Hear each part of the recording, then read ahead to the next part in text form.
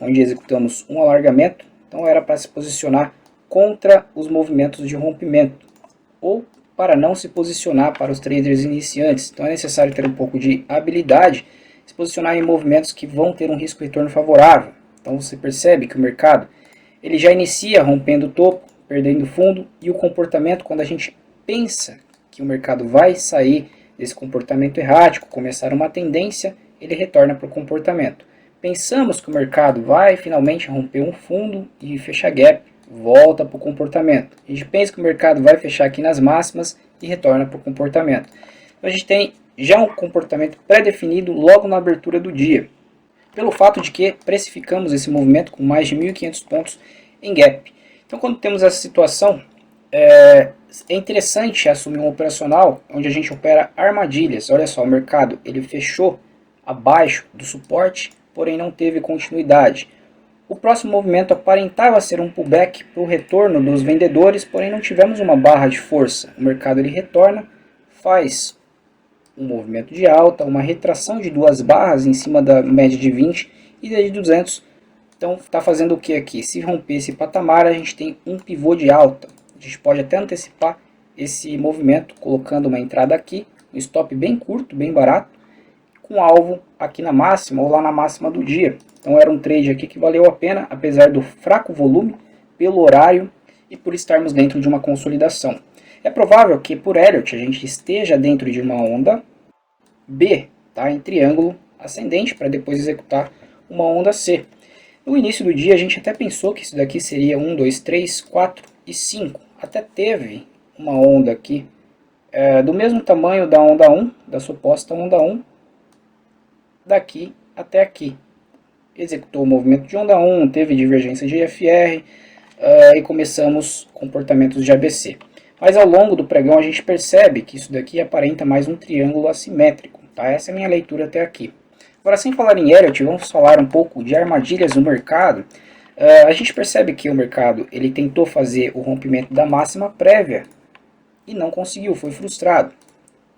Olha só, o mercado rompeu a máxima, temos divergência de IFR, não conseguimos, não temos momentum, não temos volume para isso. O mercado faz um candle vendedor, podemos entrar na operação de venda após um candle vendedor, o stop nessa máxima, porque o alvo é favorável para visitar novamente o suporte.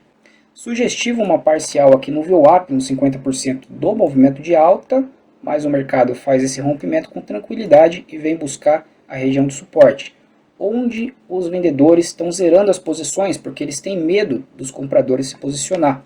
Então, nessas regiões aqui, da extremidade da consolidação, temos os vendedores e os compradores saindo de suas posições e a nova entrada dos players. Olha só como o mercado perde essas mínimas e dá uma nova oportunidade de compra com stop nessa mínima, apesar do calor ter passado aqui, para realizar esse movimento de alta. Como temos topos e fundos erráticos durante uma consolidação, olha como o mercado ele não foi lá no topo, somente depois ele fez isso, perde a mínima para depois ele fazer esse movimento. A gente pode definir esses alvos pelo nosso risco-retorno.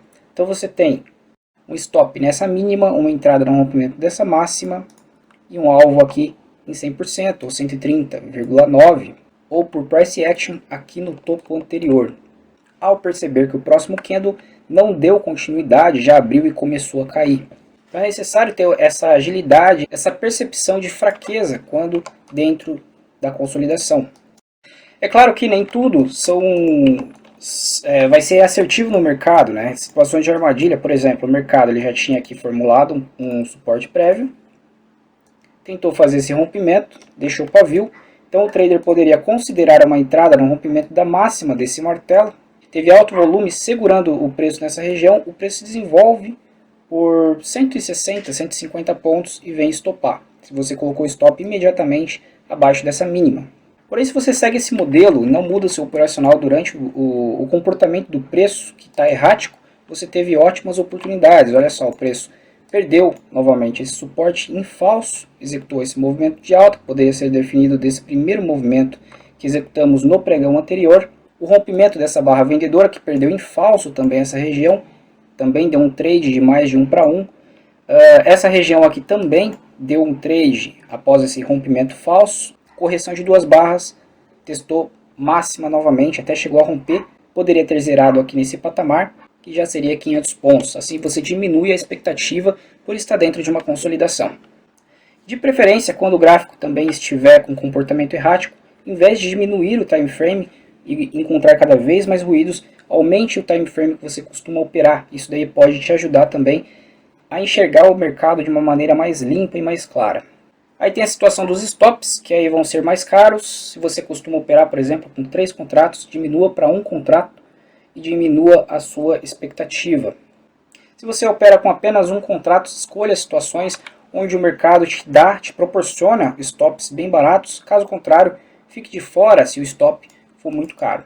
Dê preferência também dentro da consolidação por realizar parciais em regiões estratégicas, enquanto que você está arriscando no trade. Então realize parciais, por exemplo, em 100% do movimento e conduza o restante, tá? À medida que você vai subindo o seu stop.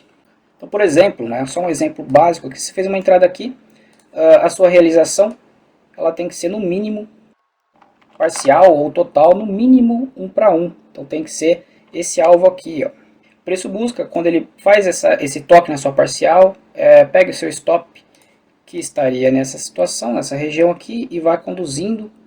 Caso o mercado te stop, aguarde ele desenhar uma nova oportunidade, não saia virando a mão, que muitas vezes a sua análise ela pode estar equivocada. Então quando você sai da posição do mercado, a sua mente ela clareia, de forma que as suas emoções elas não participam da sua análise. Beleza? Então essa é a análise de hoje que eu quero deixar com vocês e as dicas, espero que vocês tenham gostado.